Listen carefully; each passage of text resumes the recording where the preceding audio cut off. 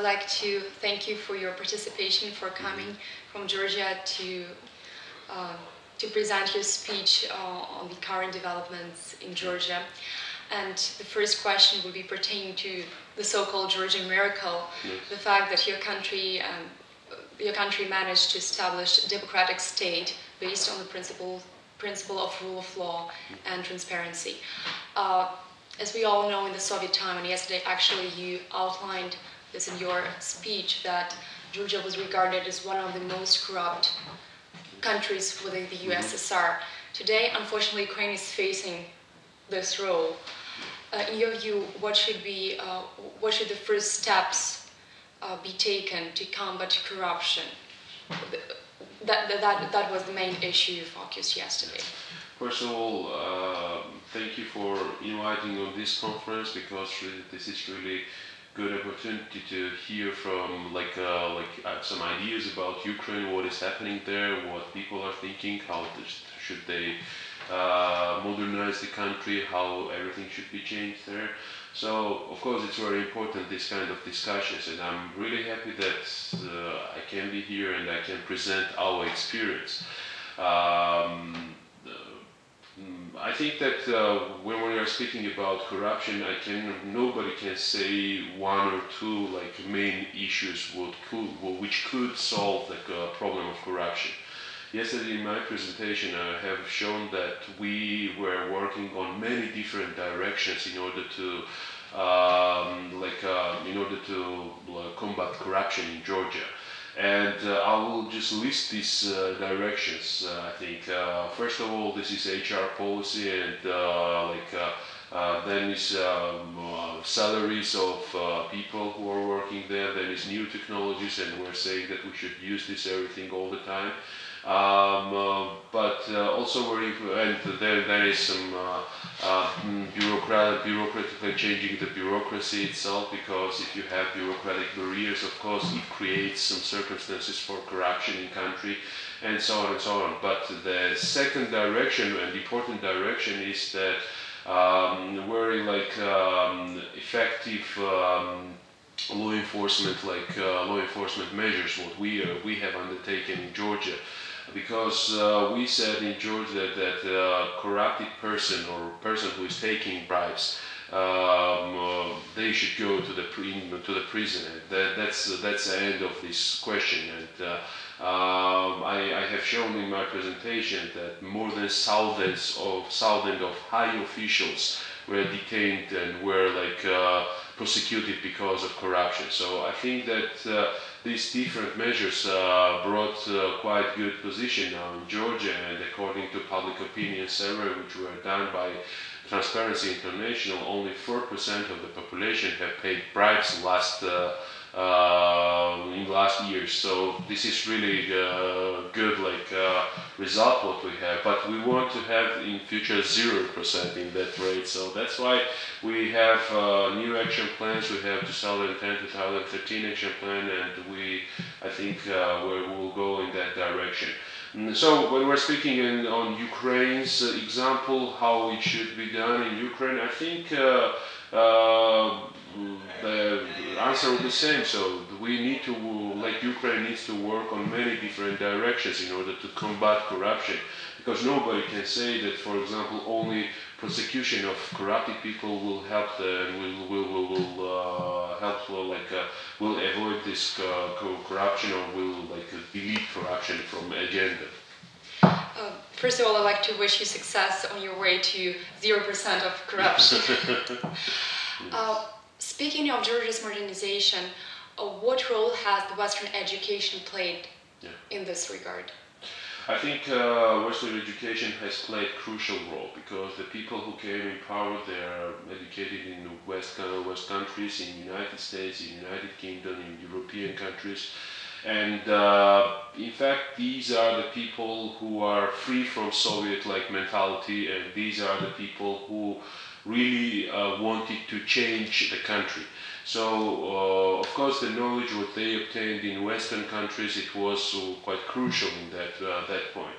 But I think that biggest and significant role also has played that our president Mikhail Saakashvili, whenever he was elected, he just called back all Georgians around the world, and he said that if you are good professionals, just come back to Georgia and just do anything you want, and just do good things in your own country. And here is, let's say, the field for that, and so nobody will disturb you. So I think something like 50% of ministers, they were appointed from the initial point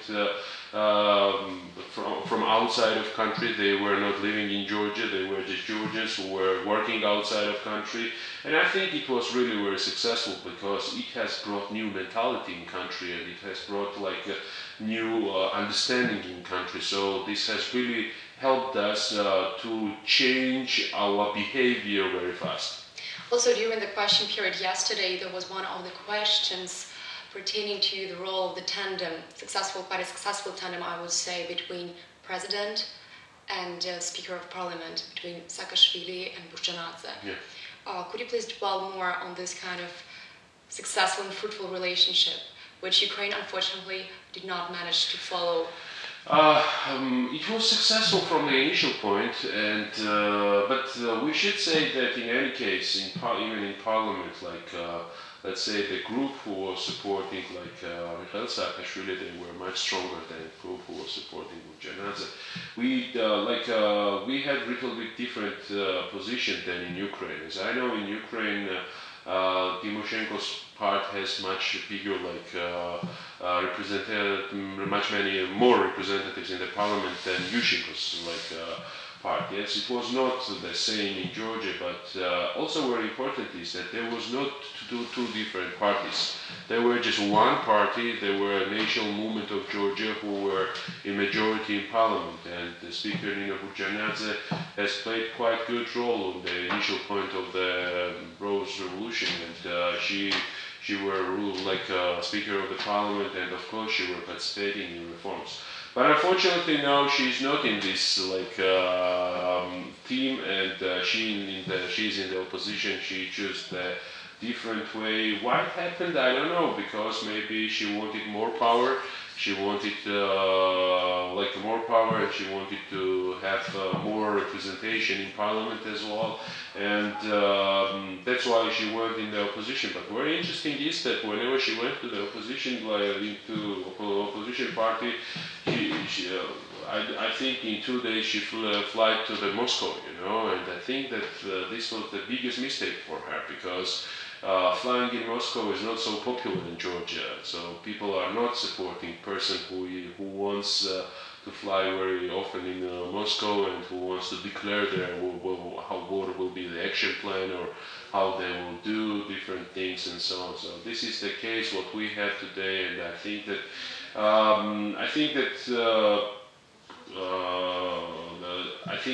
it has happened in Georgia. Why it has happened? Just because everybody wants more power, maybe, and that's why it has happened. And probably the last question would be about the image of today's contemporary Ukraine in Georgia, since it's quite clear that it has shifted from a more favorable one. Yes. Yesterday I was speaking about that as well, and frankly speaking, there are much more delegations who are coming to Georgia now to examine and to study our reforms than it was under Yushchenko's government. And we hope that in any case we will be able to have good relations with Ukraine, because from the initial point when Rose Revolution has happened in Georgia, and then revolution in Ukraine, we were thinking that we could do many things together with Ukraine, and because Ukraine is really a big country, and it has much more influence on international global politics than Georgia, because we're just 4.5 million, we're a small country, and we thought that many things could be done together.